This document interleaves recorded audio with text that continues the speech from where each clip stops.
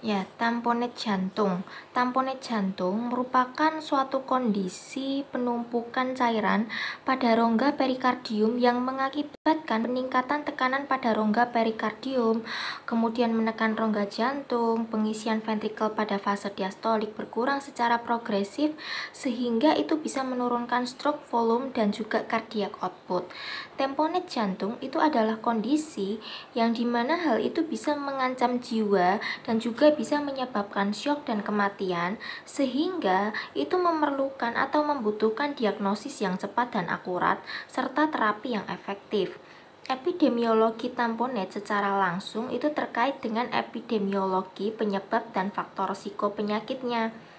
Nah, dari 2 laporan penelitian, insiden tamponade jantung 37% dan 44% pada pasien dengan efusi perikardium yang luas, yakni lebih dari 10 mm pada ekokardiografi, kemudian 15% pada pasien dengan idiopatik perikarditis, 60% pada neoplasma tuberkulosis atau perikarditis purulen.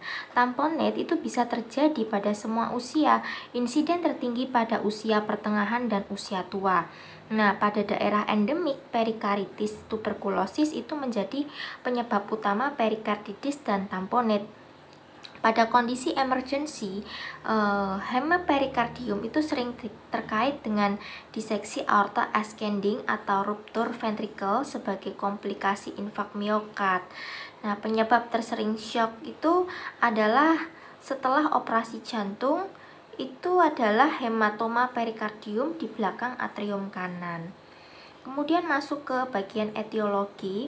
Nah, perikarditis akut yang disebabkan oleh infeksi karena virus, kemudian tuberkulosis dan juga bakteri piogin, ataupun karena penyebab non-infeksi seperti pasca infak, miokard akut, uremia, neoplasma, pengaruh radiasi, penyakit jaringan ikat, dan pengaruh obat dapat berkembang menjadi tamponade jantung.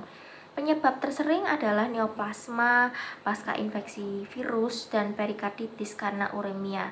Nah, pendarahan akut pada rongga perikardium itu bisa merupakan salah satu penyebab terpenting pada tamponade jantung yang bisa disebabkan karena yang pertama adalah trauma tumpul atau trauma tajam pada rongga dada, kemudian ruptur dari free wall ventricle kiri yang adalah komplikasi infak miokard. Kemudian yang ketiga adalah komplikasi diseksi aneurisma aorta.